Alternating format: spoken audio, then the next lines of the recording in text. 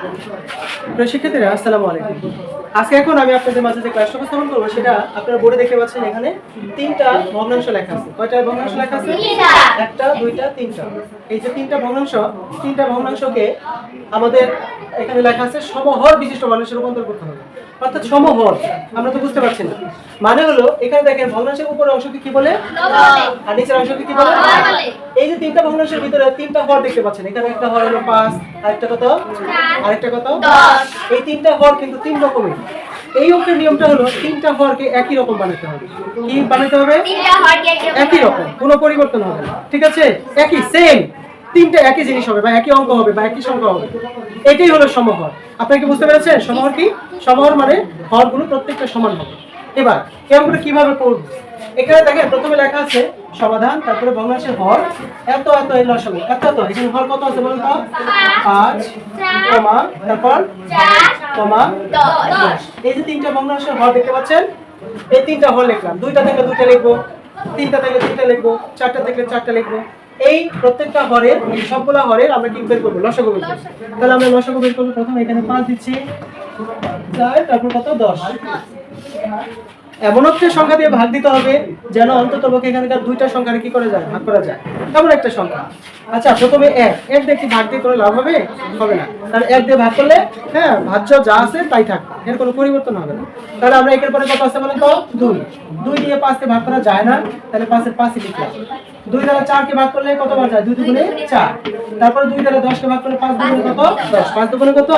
10। আচ্ছা, এবারে এটাকে আরেকটা সংখ্যাতে ভাগ দিব। দেখেন 5 দিয়ে কি দিয়ে? 5 দিয়ে, অর্থাৎ 5 দিয়ে ভাগ দিলে 5 কে ভাগ করা যায়, 5 কে ভাগ করা যায়। অন্ততপক্ষে দুইটাকে কেন ভাগ করা যায়? 5 দ্বারা 5 কে ভাগ করলাম, 5 1 কে 5, তারপর 2 এর 2, তারপর 5 1 কে 5। আপনারা কি বুঝতে পেরেছেন? 5 দ্বারা 5 কে ভাগ করলে 5 1 কে 5, 5 দ্বারা 2 কে ভাগ করা যায় না, তাহলে 2 2 থাকবে। অর্থাৎ এরপরে 5 দ্বারা 5 কে ভাগ করলে 5 1 কে 5। এখন এটা লসাগুটা হবে, এখানে দেখতে পাচ্ছেন 2, তারপর এখানে দেখতে পাচ্ছেন 2 গুণন 2, এখানে দেখতে পাচ্ছেন 5 গুণন 5। এখানে আমরা 1 1 দিলেও যা, না দিলেও তা। এবার লসাগুটা হবে 2 গুণে 4, 4 5 কত? 20। লসাগু কত বলেন তো? 20, অর্থাৎ 20। কত? 20। আপনারা অনেকে দেখতে পেলাম এখানে লসাগু লিখছেন 200। আসলে লসাগুটা আপনাকে করেন নাই, যার জন্য আপনাদের এরকম 200 হয়ে গেছে। কিন্তু লসাগুটা করলে এটা ছোট হয়ে যাবে। তাহলে এখানে লসাগু কত বের হলো বলেন তো? 20। কত বের হচ্ছে? 20, অর্থাৎ 20 বের হলো। এখন এই যে আমি মুখে বললাম, তাহলে এখন কি করব? ওই এখনটাকে আমি কথায় লিখলাম, তাই না? আমরা অনেক সময় অঙ্ক এতটুকু নেওয়ার পরে বলি না এখন কি করব। তাহলে এখন কি করব? ওই এখনটা আমি এখানে কথায় লিখলাম। বুঝতে পেরেছেন? লেখার পর এই যে আপনারা দেখতে পাচ্ছেন লসাগু 20, এই 20 কে এখানে নিয়ে আসেন। এখানে প্রথমে 20 লিখবেন, তারপর ভাগ দিবেন। আচ্ছা, এখানে কয়টা ভগ্নাংশ আছে বলেন তো?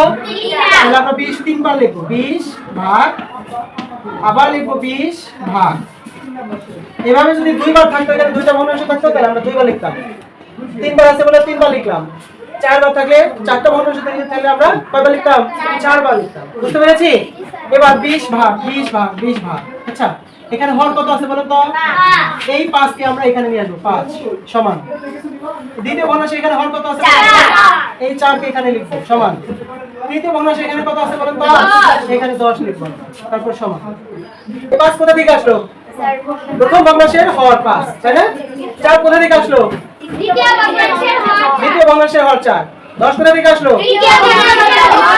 আচ্ছা, 20 কোথা থেকে আসলো বলেন তো? বের করেছি, ওটা এখানে নিয়ে আসলাম। আমরা কি বুঝতে পেরেছি?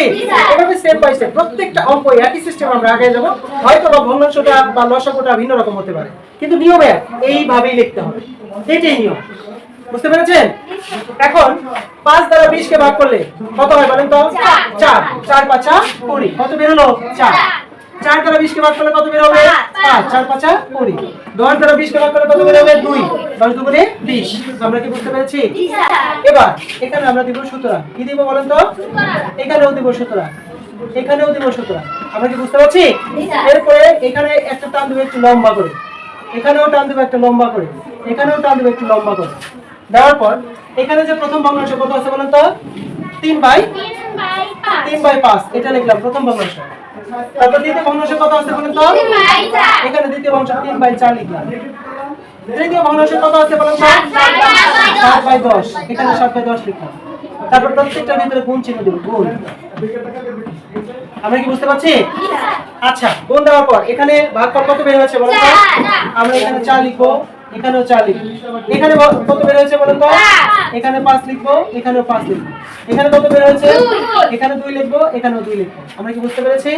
এবার আসবে সমান, এই যে দাগের মাঝখান থেকে সমান দিতে হবে।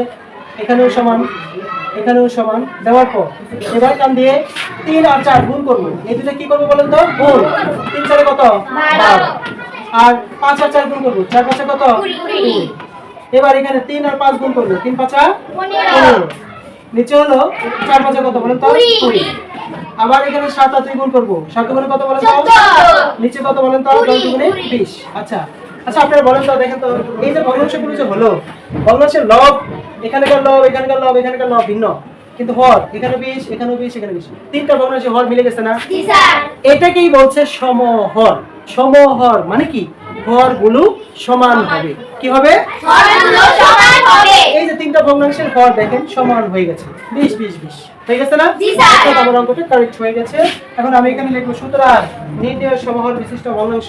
লেখার পর আমি এখানে কি করে দেব? 12/20, তারপর কমা 15/20, কমা 14/20, 14 কত? 20।